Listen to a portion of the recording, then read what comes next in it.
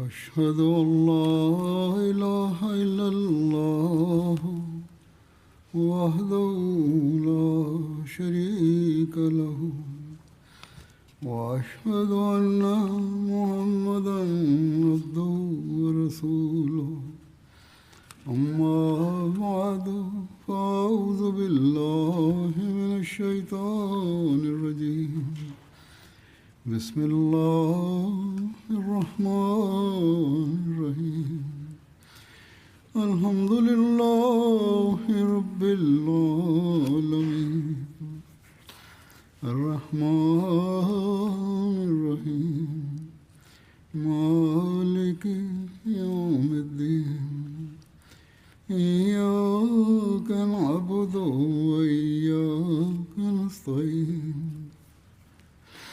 اهدنا الصراط المستقيم صراط الذين أنعمت عليهم غير المغضوب عليهم ولا الضالين.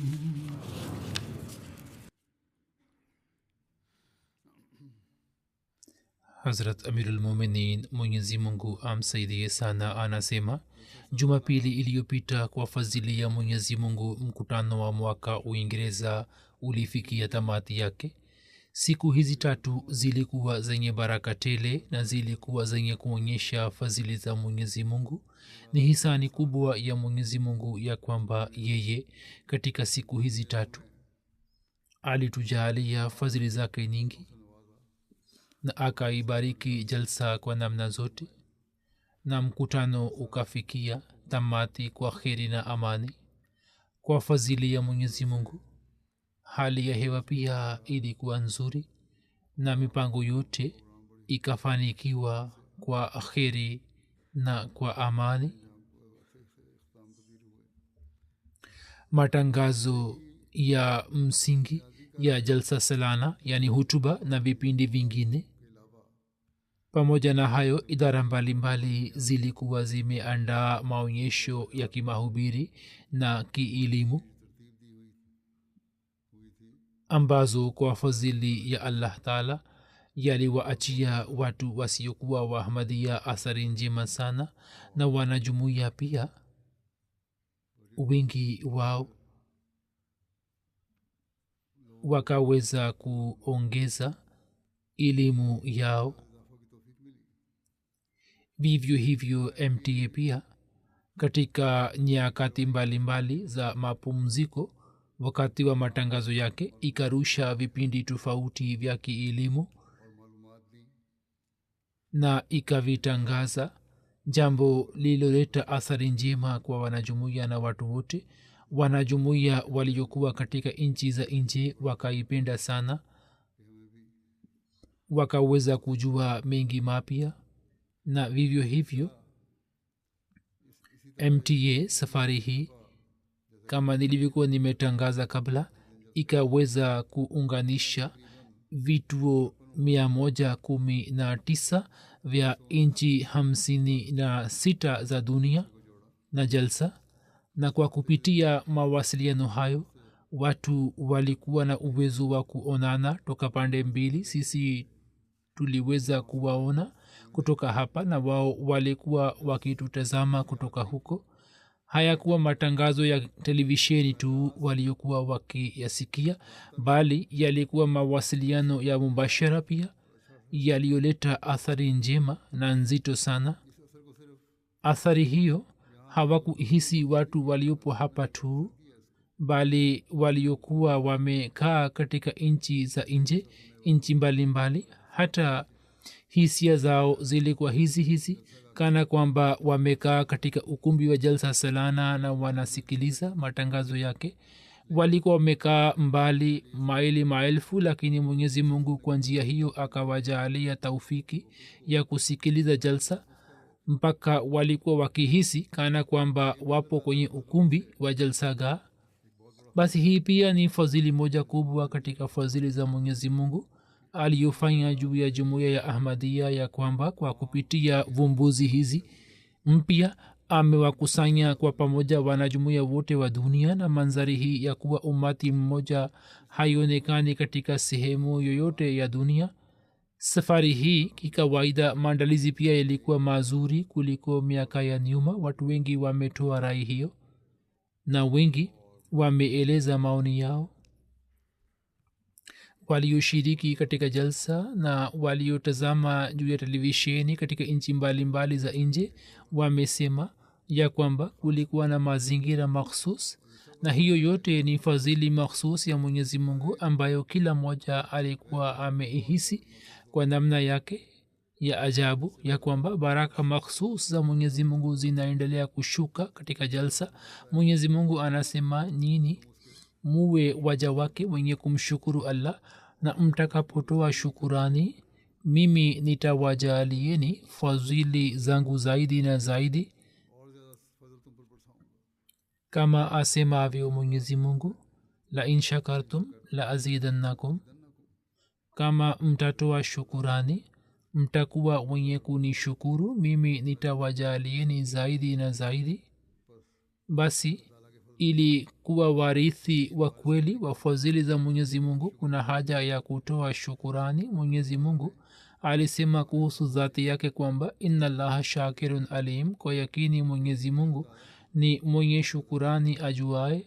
neno linapotumika kwa ajili ya mwenyezi mungu linatumika kwa maana ya kuthamini kitu, basi mwenyezi mungu huwathamini watoa shukurani, na natija yake inakuwa hivi kwamba mwenyezi mungu anaendelea kuwajalia zaidi na zaidi. mwenyezi mungu ni mmiliki, yeye hatakiwi kuwashukuru waja wake, bali kuthamini kwake ni kama kuthamini shukurani yao wanayotoa waja wake. basi yeye anayo ujuzi na elimu na anajua ya kwamba nani mwenye kutoa shukurani ya kweli. kama shukurani itakuwa ya kweli kwa moyo, yeye ataendelea kumjalia zaidi mja wake. hayo hayatakiwi kuwa maneno matupu tu, bali anatakiwa kuwa na jaziba ya kumshukuru allah, na jaziba hiyo mwenyezi mungu kwa fadhili yake amezalisha sana katika jamaat, ambayo allah aendelee kuiongeza zaidi na zaidi. hapo wote walioshiriki jalsa wanapaswa kukumbuka jambo hili, ya kwamba pale wanapotoa shukurani kwa allah, wakati huo huo watoe shukurani kwa watoa huduma. watoe shukurani ya kwamba namna ambavyo allah aliwarahisishia wafanya kazi watoa huduma, akawaondolea shida zao, akawajalia kuboresha kazi yao yote na kuwawezesha kuwahudumia watu wengi, na kwa njia hiyo mambo yakawa rahisi kwa washiriki wote na yakawa mazuri. mwaka huu kwa fadhili ya mwenyezi mungu, kama nilivyoambia kabla, siku ya mwisho ya jalsa mahudhurio yalikuwa zaidi ya 46,000, bali sawa na taarifa iliyotumwa na lajna.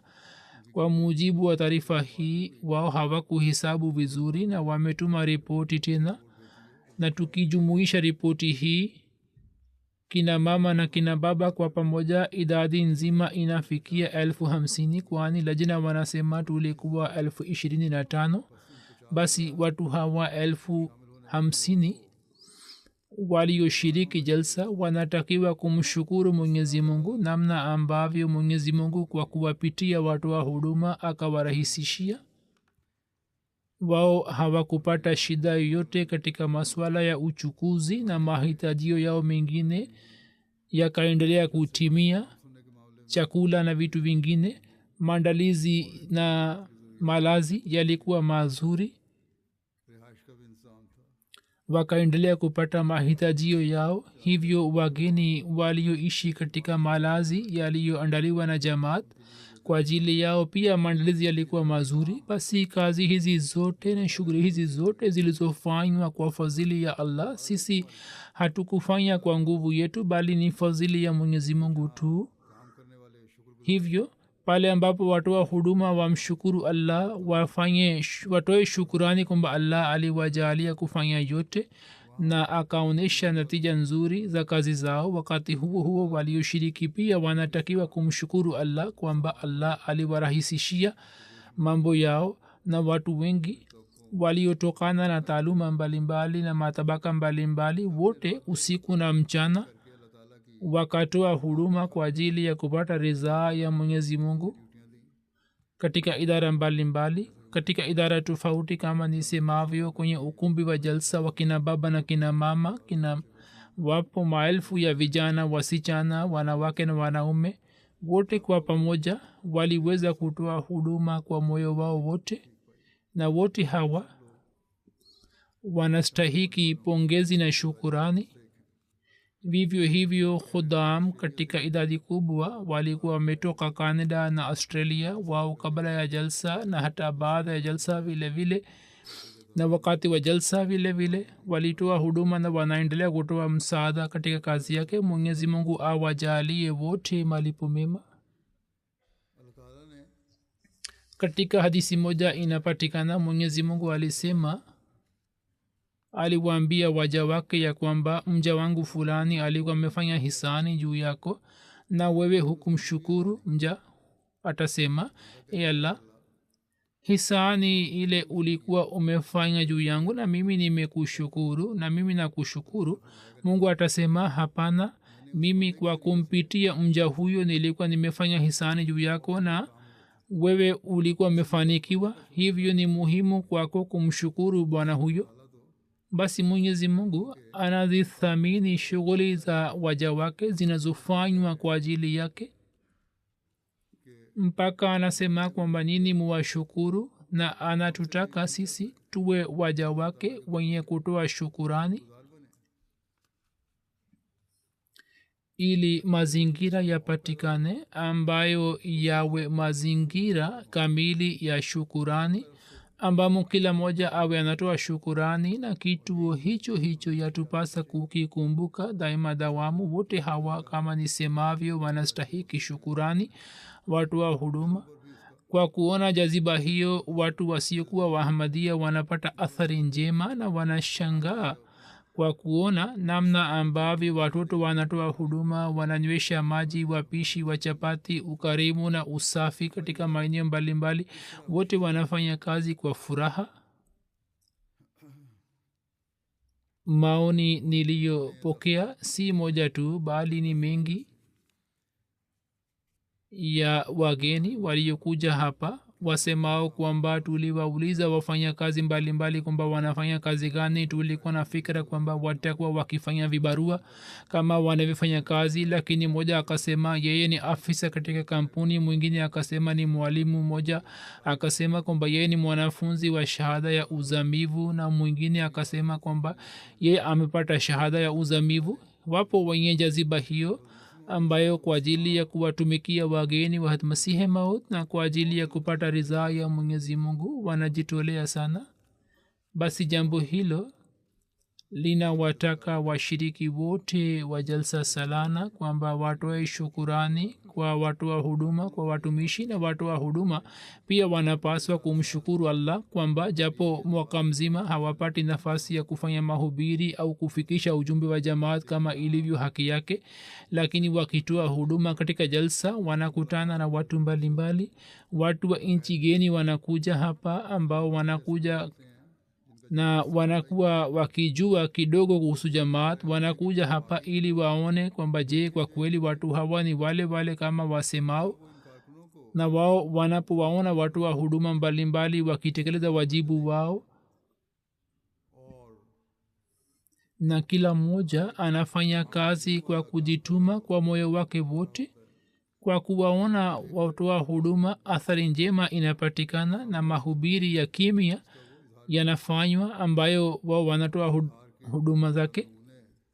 nitaweka mbele yenu mifano michache kwani ni mingi. watu wengi wamenitumia maoni yao namna ambavyo allah analeta athari juu ya mioyo ya watu, ambapo wanapata athari kwa kusikiliza hutuba za jalsa salana. wakati huo huo wanapata athari kwa kuona mienendo na hulka tukufu za watumishi wetu na watoto wetu. basi mahubiri haya ni mahubiri kwa matendo na ujumbe wa kweli wa islam ambao kwa kupitia jamaat ahmadia unaendelea kuwafikia watu. vivyo hivyo wanajumuia wapya na wanakuja kwa mara ya kwanza wanapata moyo, wanaona namna wanavyoheshimiwa na kuhudumiwa kwa heshima, na watu wa hapa, wenyeji wa hapa, wanawatendea kwa wema.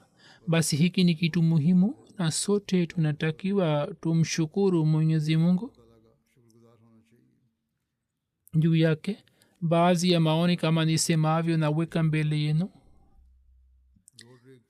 komishna msaidizi wa police force wa rodrick island alikuwa amekuja hapa katika jalsa. bwana munujluj malchan saheb anasema kwamba mimi nikiwa komishna wa polisi na kamanda wa jimbo nimeweza kushiriki katika mikutano mbalimbali ya kiserikali na kijamii, lakini katika siku za jalsa niliyoshuhudia kwa kweli kilikuwa kitu chenye mfano. kulikuwa na somo kubwa la nizamu, uwepo wa watu wa huduma 10,000 kwa kweli ilikuwa muujiza wa ajabu. kila mmoja aliweza kutoa huduma kwa moyo wake wote. nilimwona mtoa huduma mmoja japo mkono wake ulikuwa umejeruhiwa, lakini alikuwa akiwatumikia wote kwa tabasamu. anasema kwamba niliweza kukutana na madaktari, wataalamu wa it, wafanya biashara na wenye shahada ya uzamivu. wote walikuwa wanatoa huduma kwa moyo wote na kwa azma.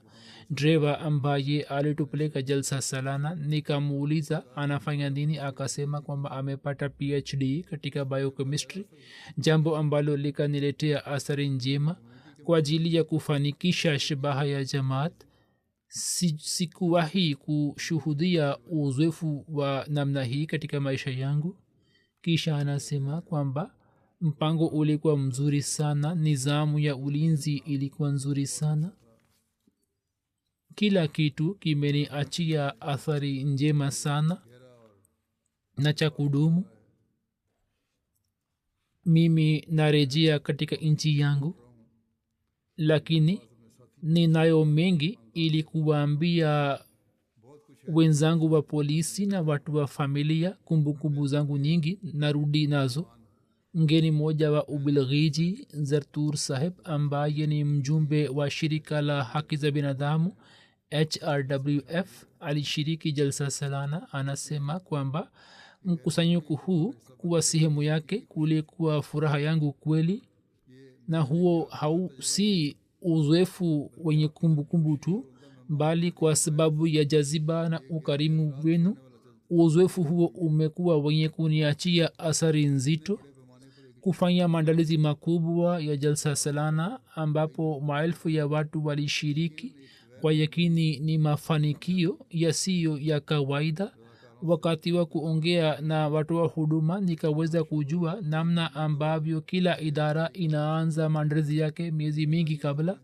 wajibu zinagawanywa na watu wanapewa malezi kwa njia nzuri sana. mimi niliona umahiri wa nizamu na pia nikaona kwamba msingi wa hulka ulionyuma pia ni wenye kuleta athari. wanaotoa huduma ya malezi hawaelezi kuhusu nizamu tu, bali wanafanya kila juhudi ili kupandisha heshima ya wageni.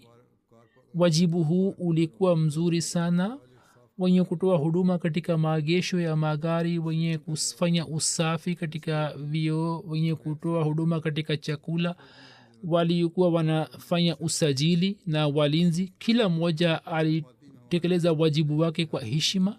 mimi nikiwa mtu nisiye mwanajumuiya niliona nizamu madhubuti na sikushuhudia shida yoyote. kitu hiki kinadhihiri kwamba jamaat yenu imeweza kushika amani na malezi kwa matendo.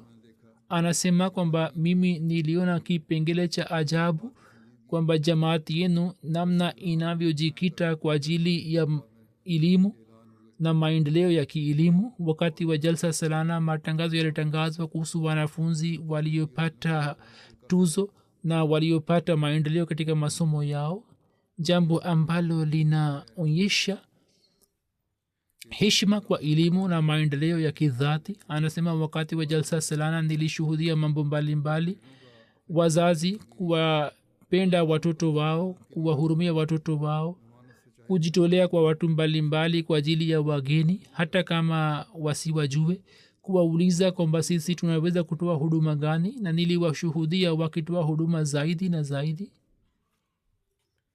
Anasema kwamba kwa kuona manzari haya nikashikwa na mshangao wa ajabu kwamba jamaati yenu imeunganishwa na ujadidishaji wa kiroho. Nilipata furaha kwamba kwa mujibu wa itikadi yenu mwenyezi mungu leo pia anaongea na watu wake, na mwenyezi mungu hakuacha sifa yake hiyo, bali kwa kupitia uongozi wa sale na kwa kupitia ilham mwenyezi mungu ameendeleza kazi yake.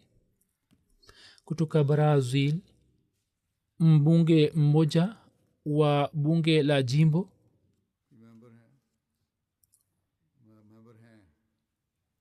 Yora Mora, yeye anasema kwamba mimi kwa kujua kuhusu mafundisho yenye hikma ya islam katika jalsa nilifurahi sana. mandhari ya sala yalinivutia mno, vivyo hivyo shairi zilizosomwa ziliingia moyoni mwangu. huo ulikuwa ni uzoefu usiosahulika kwa ajili yangu. Na hutuba ya khalifa mtukufu kuhusu ukarimu, hutuba hiyo ikaniletea athari. Nikapata kushangaa kwamba kulikuwa na maandalizi kwa muda na watu 46,000 walijumuika. Niliwashuhudia watoto wadogo kwa macho yangu ambao walikuwa wakitamani kwamba watoe huduma ya kunywesha maji. jaziba hiyo ya kujitolea inaweza kupatikana katika mioyo inayolelewa vizuri, na yeye akapata athari kubwa sana. Alisema kwamba waahmadia kwa kweli ni wenye kupenda watu na wenye heshima na wenye ikhilasi, na hii ni jamaat ambayo badala ya kuleta umbali baina ya kaumu na dini inatoa darsa ya kuunganisha mioyo kwa upendo na mapenzi. na huu ni ukweli kabisa kwamba mafundisho ambayo jamaat ahmadia inayatoa inatekeleza kwa matendo, na huo ni mfano kwa dunia. Anasema kwamba kwa kuona mambo hayo moyo wangu umeimarika sana na mawazo yangu kwa ajili ya ubinadamu yanaendelea kuboreka zaidi na yameboreka zaidi. kisha anasema kwamba dini yenu inaweza kuwa tofauti na dini yangu, lakini kwa yote hii ni dini ambayo haiwatenganishi wanadamu bali inawaunganisha, na ni dua yangu kwamba nini muendelee kuwa minara wa mwanga huu daima dawamu. jumuiya ya ahmadia nchini brazil na katika dunia nzima ibaki salama na iendelee kupata maendeleo. na mimi ningependa kuwaambia watu wa brazil kwamba waje kuangalia jumuiya ya ahmadia kwa macho yao, kwamba waahmadia namna ambavyo wanaendelea kutoa mchango katika medani ya kidini, kielimu na kiroho. Rocio Cartes sahiba anatokana na Chile kwenye chuo cha Katoliki. Ni profesa wa theology na interfaith dialogue. Anaendelea kushiriki katika mikutano mbalimbali ya kidini. mwaka huu alishiriki jalsa salana. Anasema kwamba mkutano kama huu wa jalsa, namna ambavyo maandalizi yote yamefanywa, bila shaka mkutano huu ni wa mfano wake. Mama huyo alieleza kwamba siku ya kwanza nilikuwa nimefanya juhudi kwamba kwa kadri niwezavyo nisiweze kula sana ili nisiweze kupata haja ya kwenda chooni. Alikuwa na fikra kwamba kama inayotokea katika mikusanyo ya kidunia, vyo vinakuwa vichafu na haviwezi kutumika vizuri, shida inatokea. hiyo itakuwa kwenye jalsa hii.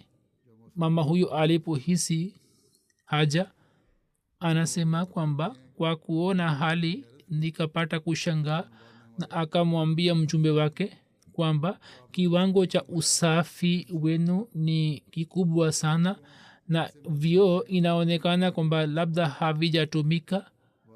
Baadhi ya watu wamelalamika kwamba vioo vilikuwa vichafu, lakini wahamadia wetu ambao wanalalamika, hali nimekusha waambia wahamadia mara kadhaa kwamba nini mutoe msaada kwa wafanya kazi, na pale wanapotumia vioo wazingatie usafi, na kila ahmadia akizingatia hilo viwango hivi vinaweza kuboreka zaidi.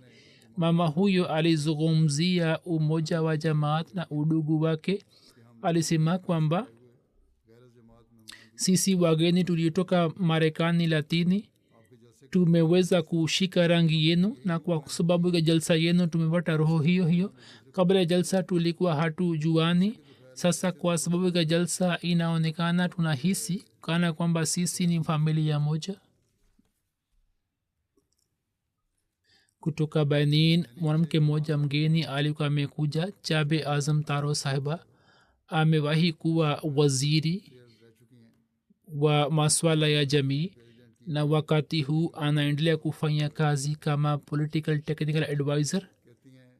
Anasema kwamba hiyo ni mara yangu ya kwanza kushiriki jalsa salana. Mimi natoa shukrani kwa jamaat juu ya kuniwezesha kushiriki mkutano ambao jumuiya ya Ahmadiyya imeandaa kwa vizuri.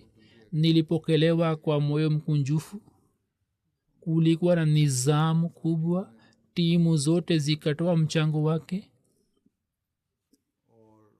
na ujumbe wa khalifa wa zama umeongeza hadhi ya mkutano huu. Mimi baada ya kujifunza mengi na rejea kutoka hapa. Jalsa salana hii ni dhihirisho la umoja na mshikamano. Watu wa lugha na tamaduni tofauti wamejumuika hapa na wameunganishwa na ujumbe mmoja wa Mwenyezi Mungu na Qur'ani tukufu. Kisha anasema kwamba mimi ninaishukuru jumuiya, na kwa niaba ya mwenyekiti wa mbunge na wananchi wa Benin natoa shukurani ya watu ambao walinipokea kwa moyo mkunjufu na wakanitendea kwa wema. Mgeni mmoja Gaston Akamfa anatokana na Argentina, anaishi Portugal.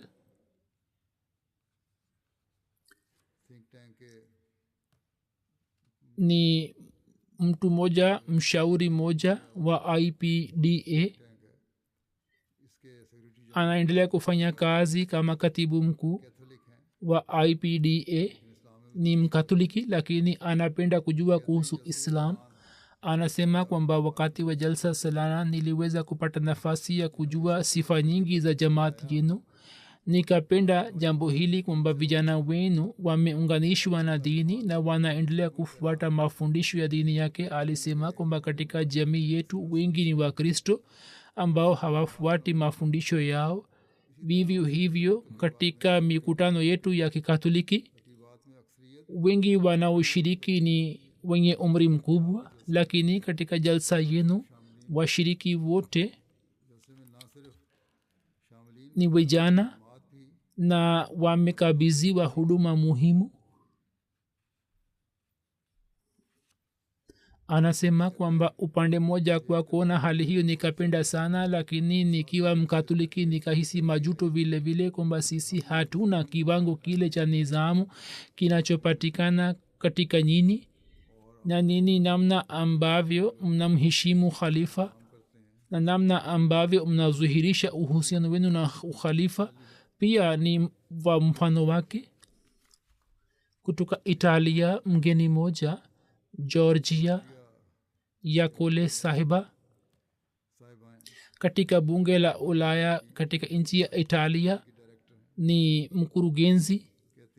Anasema kwamba nilikuwa nafikiri kwamba huo utakuwa ni mkusanyiko mmoja wa kidini tu, lakini sikuwa sahihi. Jalsa salana ni uzoefu mmoja wa kweli ambao unaacha athari juu ya roho.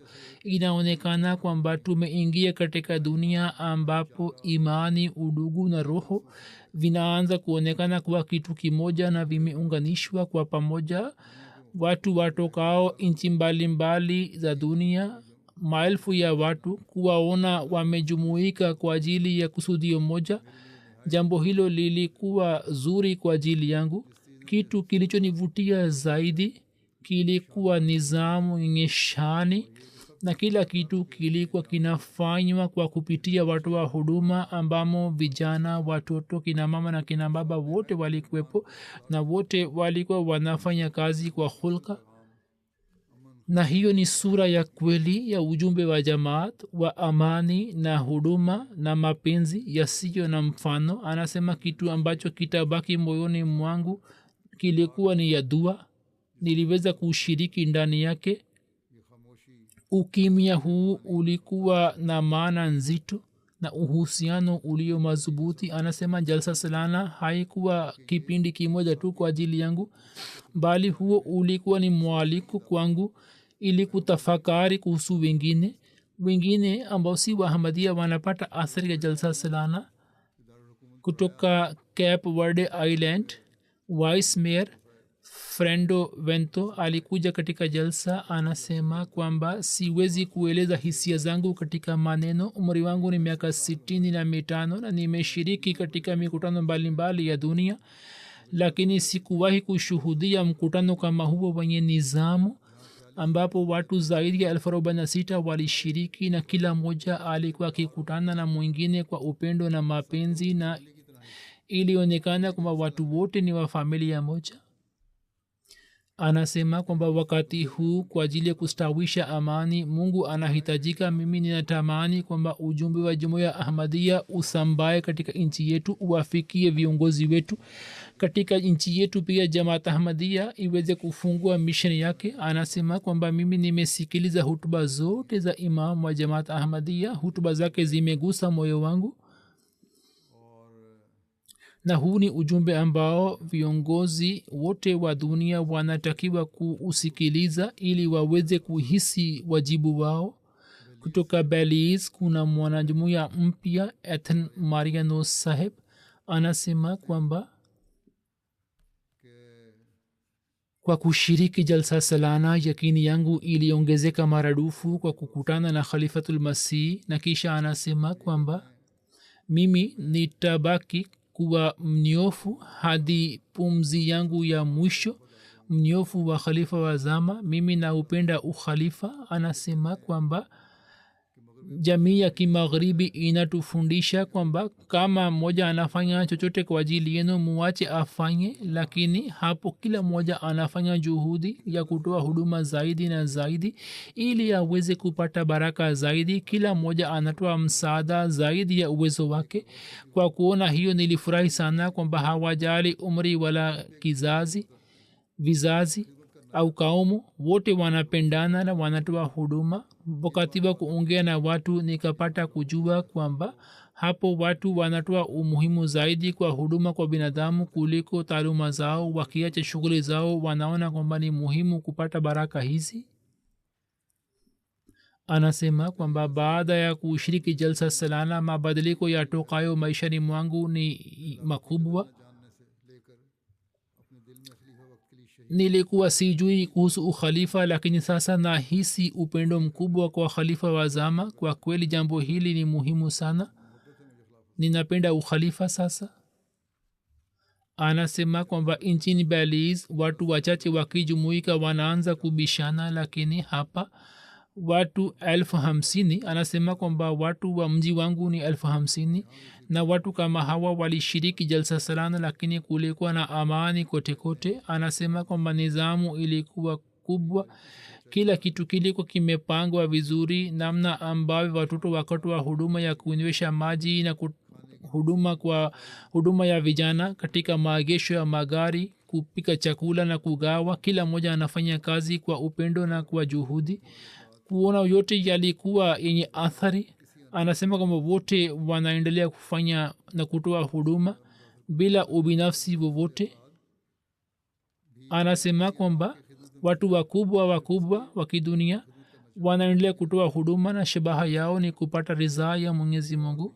anasema kwamba kwa kuongea na vijana nikapata kujua kwamba jamaati inaendelea kutoa usisitizo mkubwa juu ya elimu. Kutoka Czech Republic profesa moja Peter Pelikan alishiriki jalsa salana. Ni mahiri katika Czech Republic, mahiri wa mafundisho ya kidini na ilmu al-fiqh. Anaendelea kutoa huduma katika idara mbalimbali za kiserikali na anaandika makala katika majarida na kwenye magazeti kidini. Huyu ni muislamu msuni. Anasema kwamba hii ni mara yangu ya kwanza nilishiriki jalsa salana ya Ujerumani, na huko pia nikaona kiwango kile kile kikubwa. Hapo pia nimeona kiwango kile kile ambacho nilikuwa nimeona katika jalsa ile, lakini hapa kulikuwa na kitu cha ziada, yani uwepo wa khalifa wa zama, jambo ambalo likaniletea athari kubwa sana. Anasema kwamba mimi nimeona mikusanyiko mingi ya dunia na maonyesho, lakini nimeona kwa mara ya kwanza mazingira yenye amani na upendo, ambapo kila mmoja alikuwa na tabasamu na alikuwa na jaziba ya kutoa huduma, kitu ambacho ni dhihirisho la malezi bora ya jumuiya ya Ahmadiyya. Anasema kwamba hutuba ya kwanza iliyotolewa na khalifa wa zama ilikuwa yenye kuniingiza katika mshangao mkubwa. Yeye, yani khalifa wa zama, aliongea mambo mbalimbali mazuri na akaeleza kuhusu wageni, namna ambavyo wenyeji wanatakiwa kuwahudumia. Moyo wao unakuwa mithili ya kioo, na kwa kweli watu wakazingatia maagizo ya khalifa na wakawahudumia vizuri. Anasema kwamba maandalizi ya ulinzi yalikuwa mazuri sana. Kila sehemu, kila mahala mambo yakafanywa kwa nizamu, na nilikuwa na shangaa kwamba nizamu nzima inaendelea kuenda mbele bila shida yoyote. Anasema kwamba katika rai yangu wengine pia wanatakiwa kuja hapa, ili wakija wenyewe waweze kuangalia mazingira haya ya udugu kwa macho yao na waweze kuhisi kwamba amani, upendo na udugu vimepenya kwenye mazingira ya hapa. Huu ni uzoefu ambao kila mmoja anatakiwa kuupata mara moja kwa maisha. Anasema kwamba uzoefu huu unanifanya nikubali kwamba mustakbali wa jamaat unaangaa. Jalsa hii imeniwezesha kupata zaidi kuhusu Islam. Japo mimi ni muislamu msunni, lakini sikuwahi kufahamu kwamba Ahmadiyya ni nje ya Islam. Hapo nilipata bahati ya kuongea na maulama mbalimbali ambao wakaniambia kuhusu itikadi ya jamaat. Jambo hili mimi nikiwa muislamu na nikiwa profesa katika Czech Republic ni jambo muhimu sana. Anasema kwamba nilipata bahati ya kuongea na watu wa huduma ambao walikuwa wazee, walikuwa vijana, na mimi nikawauliza kwamba kwa nini wanatoa huduma hii. Kila mmoja akatoa jibu moja tu kwamba sisi tunatoa huduma hii kwa ajili ya kupata ridhaa ya Allah na kwa ajili ya kuwatumikia wageni wa Masihi Maud na kwa ajili ya kupata maendeleo yetu ya kiroho. Kijana mmoja akasema kwamba tangu miaka 15 anatoa huduma katika idara hii, na alipokuwa mtoto mdogo, tangu muda ule kila mwaka katika siku za jalsa anaendelea kujitolea ili kuwahudumia wageni wa Masihi Maud, na wote wanafanya kazi bila malipo yoyote. Katika rai yangu, hayo ni malezi ya kiroho ambayo ukhalifa umepenyeza katika mioyo yao, na ndiko sababu kwamba kila mtumishi, kila mtoa huduma anatoa huduma kwa upendo, kwa jaziba ya kujitolea. Katika moyo wangu kwa ajili ya watu wa huduma kuna heshima na taazima kubwa, ambao kwenye kila msimu na kila hali wanaendelea kujitolea na wapo tayari kujitolea.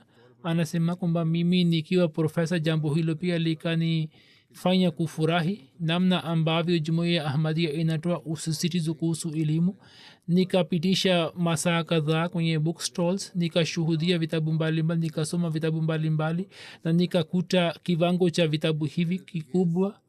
Huduma hii ni nzuri na inanivutia sana.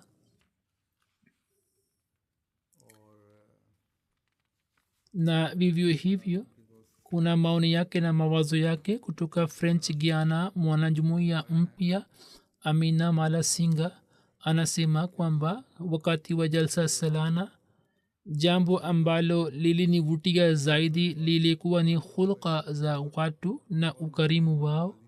Wewe kama umechoka na ukihitaji mahala pa kukaa, watu walikuwa wamekaa, walikuwa wanainuka na kuwapatieni mahala pao. Kulikuwa na hisia ya ajabu ya utulivu na uhuru. Ni mazingira ya kiroho ambayo siwezi kueleza katika maneno yangu, na kulikuwa na nafasi nzuri yenye kunivutia. Nilipokutana na khalifa wa zama, machozi yakaanza kutiririka machoni mwangu. Mambo hayo yote yamefanywa na Mwenyezi Mungu, mtu hawezi kufanya. Kutoka Bulgaria kuna mwanajumuiya mpya Evelina Sahiba anasema kwamba mimi ni mwanajumuiya wa kipekee kwenye familia yangu. Nimesoma Ahmadia kwa uzito sana, na baada ya kufanya tahqiq kwa miaka 3 nilikubali Ahmadia. Hiyo ni jalsa yangu ya kwanza ya Uingereza. Jalsa hii ilikuwa ya kiroho, japo nilikuwa nasubiri nafasi hii kwa muda mrefu kwamba niende kuangalia, kushuhudia jalsa UK mwenyewe, ambayo ni jalsa kubwa, kwani khalifa wa zama anashiriki ndani yake na anatoa hutuba vile vile. Anasema kwamba katika siku hizi zenye baraka nilihisi mazingira ya kiroho yasiyo na mfano, na Mungu akanijalia kuwa sehemu yake. Nikiwa baina ya wenye kujitolea, niliweza kuimarisha uhusiano wangu na Mwenyezi Mungu. Jaziba ya udugu, kiwango kikubwa cha hulka na kiroho niliona, nikashuhudia, jambo ambalo likaleta athari kubwa kwenye moyo wangu. Mimi na washukuru watoa huduma wote kwa moyo wangu wote ambao walifanya kazi kubwa sana ili kuandaa jalsa hii yenye shani. Uzoefu wangu ukawa wenye shani,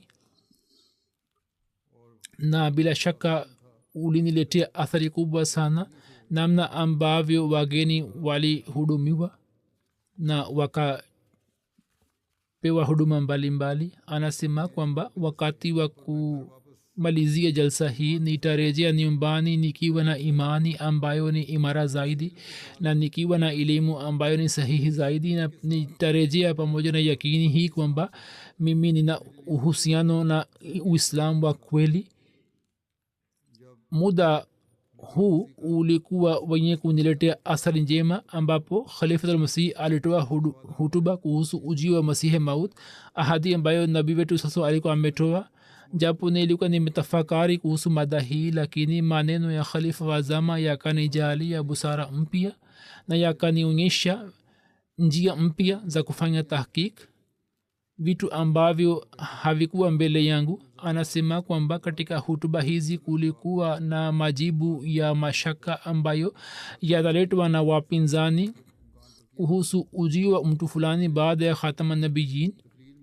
Hutuba hiyo ilikuwa yenye kuongeza ufahamu wangu na busara yangu, na ulikuwa wenye kutoa ufafanuzi zaidi kuhusu itikadi zangu. Anasema hutuba nyingine ambayo iliniachia athari njema ni hoja kwamba Qur'an tukufu ni kitabu cha Mwenyezi Mungu.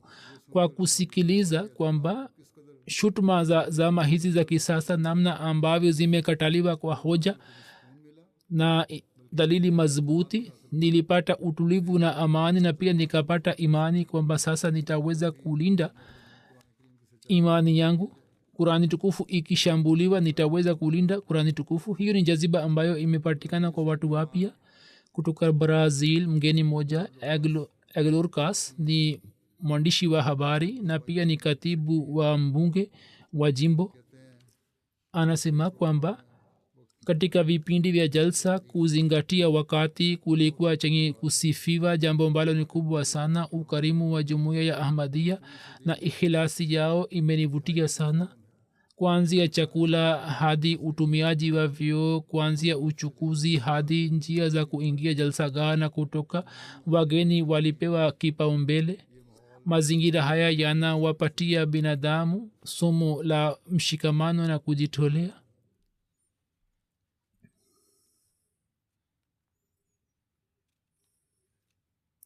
anasema kwamba jambo moja lilini athiri sana kwamba juhudi inafanywa ili kuto kupoteza chakula, lakini chakula kilikuwa kinapelekwa kwa watu wote kwa wingi.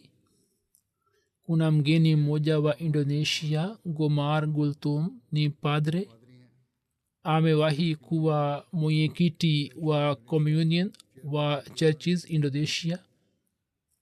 anasema kwamba nilikuwa najua kuhusu ahmadia, lakini kwa kupitia jalsa niliweza kuelewa vizuri zaidi kwamba ahmadia ni mpango moja wa kiroho ulioanza kutoka kijiji kimoja cha Kadian na sasa umekuwa mpango wa kiroho wa kimataifa. niliona kwamba namna ambavyo waahmadia kutoka nchi mbalimbali wamehudhuria ili kujenga uhusiano na Mwenyezi Mungu kwa jaziba moja. anasema kwamba jambo lililonivutia zaidi ni kwamba usisitizo ulitolewa sana juu ya uhusiano wa binadamu na Mwenyezi Mungu na namna ambavyo unaweza kuongezwa, jambo ambalo watu wengi wanaliacha, wanalisahau, lakini hapo vitu hivi vinakuwa vitu vya msingi. na kuna maoni yake mengine kutoka Iceland. mgeni moja Nandik Kisoro Saheb ni mwenyekiti wa Universal Peace Federation, anasema kwamba katika Mathayo imeandikwa kwamba nini mtawatambua kwa matunda yao. maneno haya yakawa yenye uhakika katika jalsa hii ya 2025 kwa kuona uso wa washiriki wa jalsa wenye tabasamu. moyo wangu ukapata athari kubwa sana. hii ni alama kubwa sana ya jambo hili kwamba Mwenyezi Mungu kwa kuona umoja wa waja wake amefurahi sana ambao wamejumuika ili kutafuta ridhaa yake. kuna mjumbe mmoja wa Humanity First ambaye katika nchi ya Afrika alikuwa anatoa huduma, alisema kwamba huduma hii ni yenye faida kwa wengine bali inampeleka karibu na Allah. jambo hili ni ukumbusho wenye nguvu wa kudhihirisha imani kwa matendo. na kuna maoni yake mengine kutoka Kazakhstan. mtu mmoja asi Ahmadia Swale Sahiba anasema kwamba mimi natokana na Kazakhstan, nimeweza kushiriki jalsa salana kwa mara ya kwanza.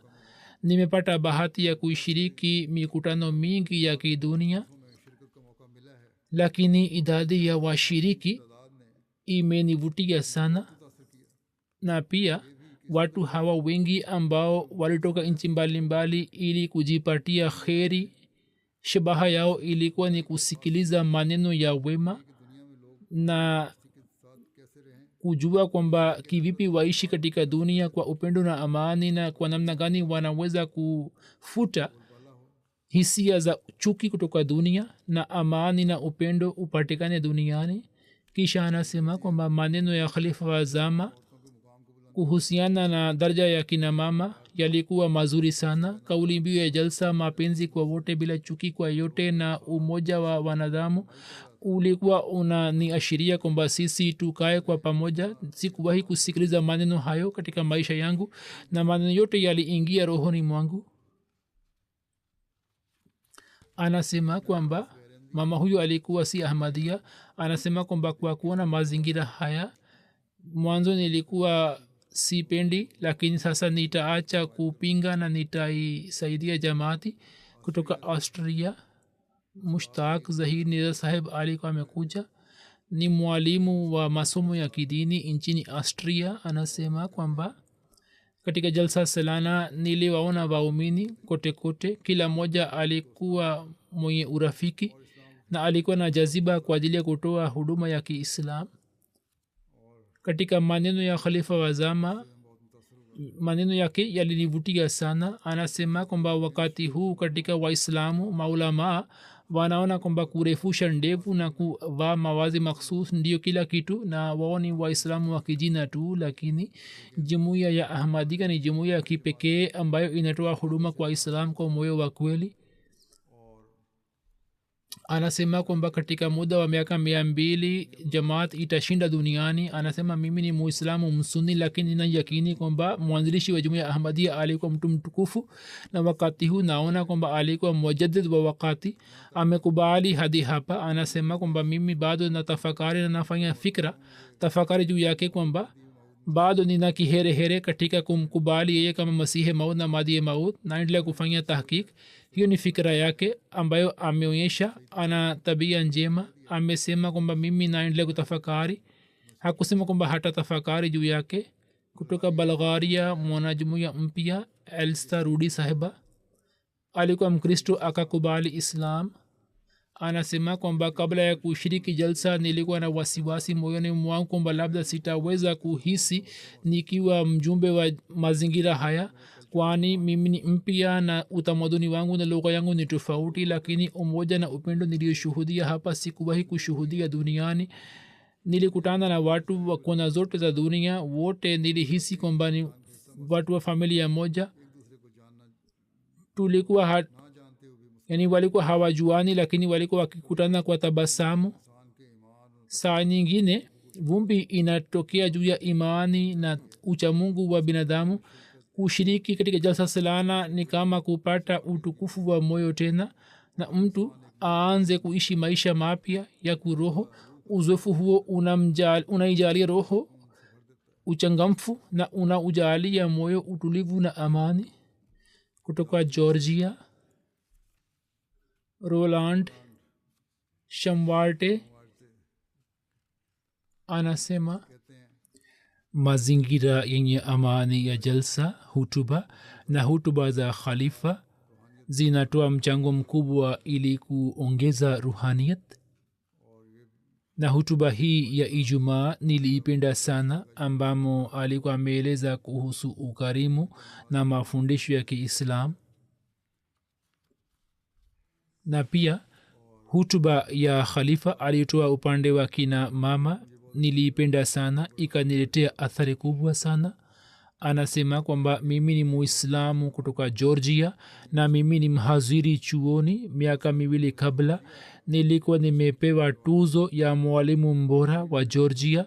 elimu na taaluma yangu ni elimu. nilipenda sana kwa kujua namna ambavyo jumuiya inawapa kina mama na kina baba moyo kuhusu elimu na kujipatia elimu.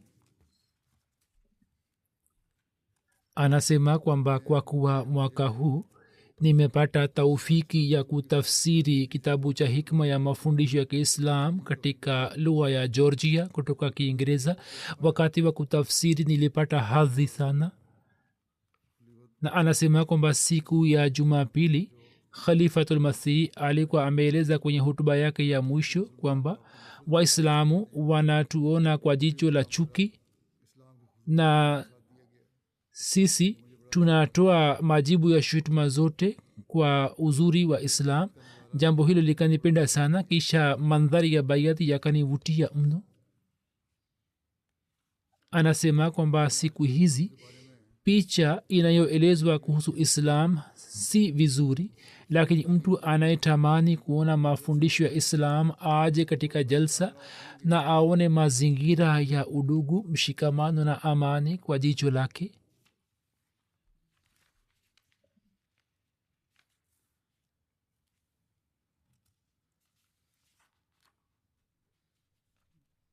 vivyo hivyo Jessica Garcia Cole ni mke wa Congressman Sen Ricardo. anasema kwamba mimi inafanya kazi katika idara moja dhidi ya domestic violence, na kwa kujua habari hii nilishikwa na mshangao kwamba khalifa wa zama alizungumzia mateso yanayofanywa dhidi ya kina mama, na pia akazungumzia mateso yanayofanywa ya kihisia dhidi ya kina mama. anasema kwamba nilikuwa na swali moja ambayo nikapata jibu lake kwamba mwanamke akitendewa vibaya anaweza kupata msaada kutoka wapi, na alikuwa ameniuliza mimi. Nikamwambia kwamba kuna nizamu ya jamaat, wanakuja kwa khalifa wa zama au wanaenda katika nizamu ya jamaat na jamaat inawasaidia na wanaweza kutumia njia zingine vile vile. Anasema kwamba kwa kusikila majibu hayo nikarizika, na ni pia nikarizika kwa kujua kwamba khalifa wa zama ana uhusiano wa kidhati na wanajumuia wake. Anasema kwamba uliongelea baadhi ya mambo ambayo shutma zinaletwa na watu, haswa swali lake kuhusu kuwapiga ni mada tofauti kabisa. masharti hayatimii na masharti yakitimizwa, swali la kumpiga mwanamke masharti yakitimizwa, hali ya namna yake inatokea kwamba muda huo haufiki wa kumpiga. Hivyo ni uwezekano wa mbali kabisa ambao islam imetoa mafundisho yake. Lajna moja mwarabu alitoka Sweden anasema kwamba jalsa salana inafanana na nyumba pana ambayo inaiwezesha familia nzima kuishi ndani yake. nchini Sweden kuna waahmadia waarabu wachache, lakini tunaposikiliza kuhusu Arab tent katika jalsa salana tunapata utulivu wa ajabu. Kwa kukutana na ndugu zangu wa Arabu nilifurahi sana, jambo likaniletea athari kubwa. Kisha nikakutana na khalifa wa zama, pia nikapata athari njema sana.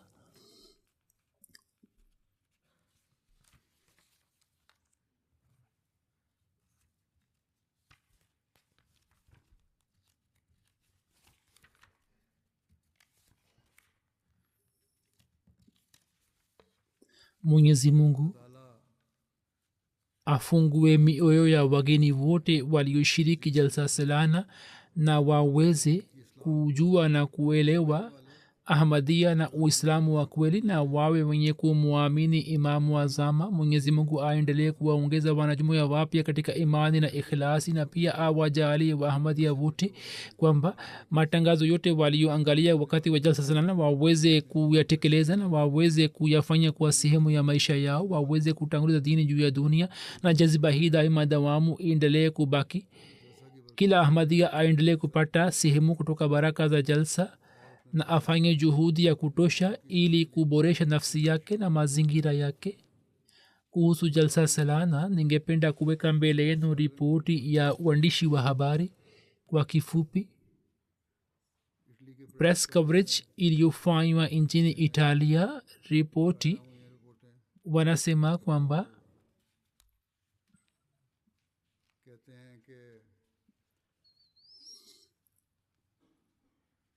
wanasema kwamba matangazo ya jalsa salana yamerushwa na Europe Communication News Agency ambayo ni agency ya kiserikali ya mbunge wa Ulaya. Wametangaza moja kwa moja, na pia interview mbalimbali zimerushwa. Hadi sasa katika magazeti 60 ripoti zimechapishwa kuhusu jalsa salana, na katika online influencers wametoa ujumbe wangu mmoja.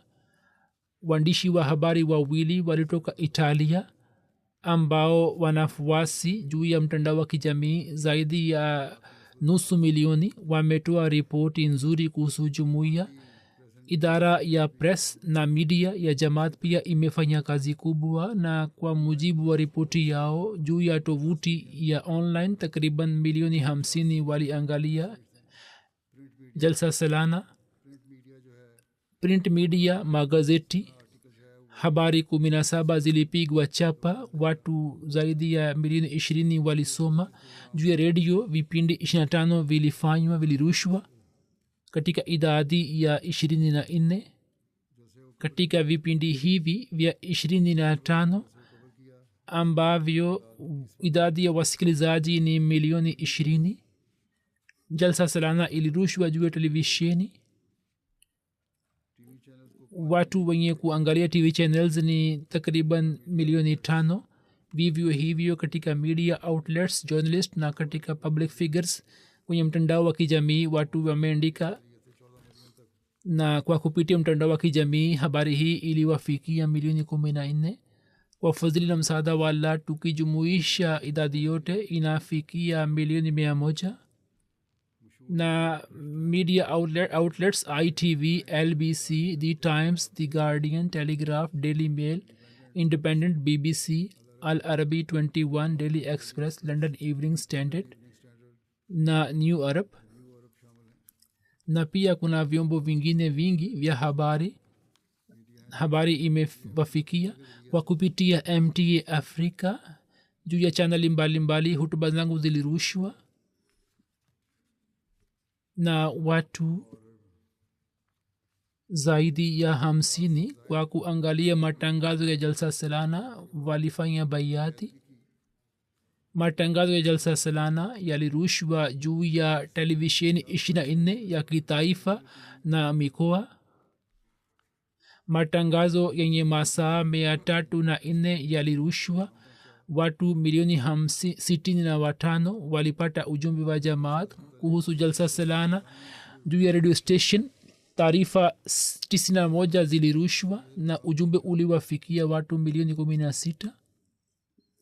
Na wanasema kwamba kwa kupitia media outlets yani vyombo vya habari taarifa 47 zilirushwa na ujumbe ukawafikia milioni 150. MT Afrika kuna maoni yao kutoka nchi ya Mali. Mbashiri anaandika kwamba siku ya 3 ya jalsa nilishuhudia manzari moja yenye kuvutia, yenye kusisimua imani. Anasema kwamba mvua ilikuwa inanyesha kwa ukali. Nilihisi kwamba leo hakuna atakaye kuja misikitini, lakini kabla ya baiati ya kimataifa anasema kwamba baadhi ya wanajumuiya ambao wengine walikuwa wanajumuiya wapya walifika misikitini kwa miguu na wengine kwa baiskeli, walikuwa wameloa. Mbashiri akawaambia kwamba mungeweza kusikiliza kwa kupitia redio mukiwa nyumbani, mmekuja katika mvua kali. Mwanajumuiya mpya akasema tungeweza kusikiliza tukiwa nyumbani, lakini tusingeweza kumwona khalifa wa zama kwa macho yetu, na furaha inayopatikana katika kitu hicho haipatikani katika kitu kingine, na nuru ya baiati ya kimataifa na baraka zake sikutaka kuzikosa. Ndiyo maana nimekuja misikitini katika mvua kali. Mwenyezi Mungu aendelee kuongeza imani na yakini yao.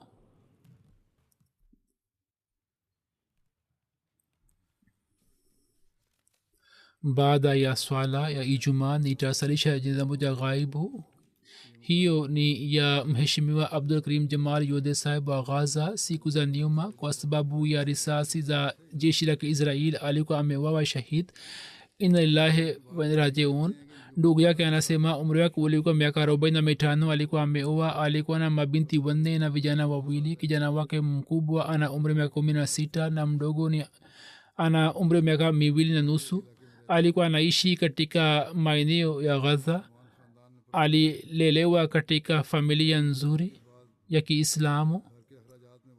Aliendelea kufanya kazi pamoja na baba yake ili kutimiza mahitaji ya nyumbani. Alikuwa ndugu 11. Huyu alikuwa namba 2. Kisha yeye akafungua duka moja,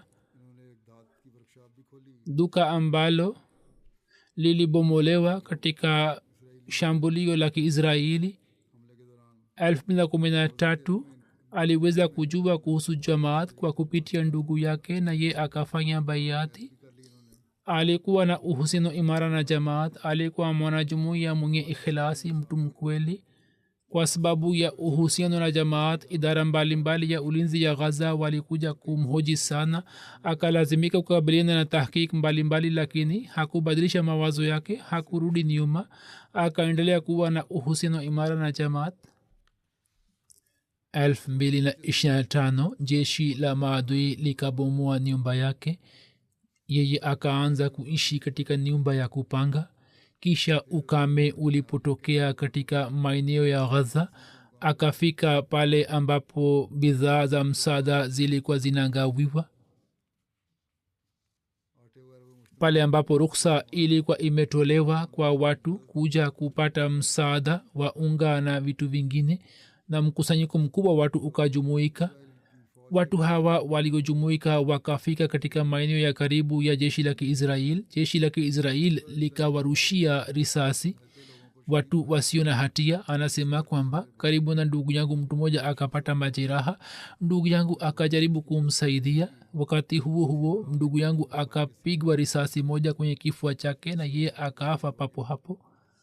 Anasema kwamba mtu ambaye ndugu yangu alikuwa amemsaidia, yeye aliniambia kwamba ndugu yangu kabla ya kifo chake akasoma kalema mara 3 na akafa juu ya suna ya mtume saa salam na manabii. Sisi tunarizika na jambo hili kwamba kifo chake kimetokea juu ya dini ya muhammad saa salam na juu ya bayat ya imam mahdi. yeye kwa fadhili ya allah alikuwa mtu mwenye ikhilasi na miongoni mwa watu wa kweli. Dr hafiz saheb ambaye ni incharge wa himti first uingereza anasema kwamba novemba 2021 nilienda kwenye ziara ya ghaza kutoka himti first, nikakutana na abdul karim saheb. nikamkuta mtu mwenye ikhilasi na mwenye kujitolea sana. mwenyezi mungu ampandishe katika daraja na awalinde watoto wake.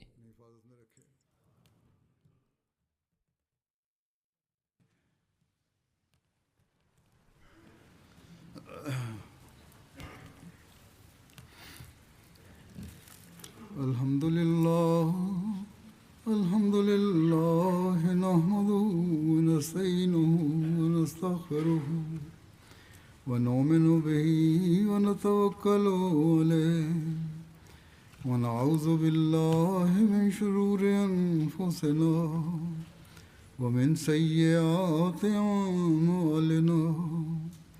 Man yahdihillahu fala mudilla lahu ومن يضلله فلا هادي له ونشهد أن لا إله إلا الله ونشهد أن محمدا عبده ورسوله. عباد الله رحمكم الله إن الله يأمر بالعدل والإحسان وإيتاء ذي القربى وينهى عن الفحشاء والمنكر والبغي يعظكم لعلكم تذكرون. اذكروا الله يذكركم وادعوه يستجب لكم ولذكر الله أكبر.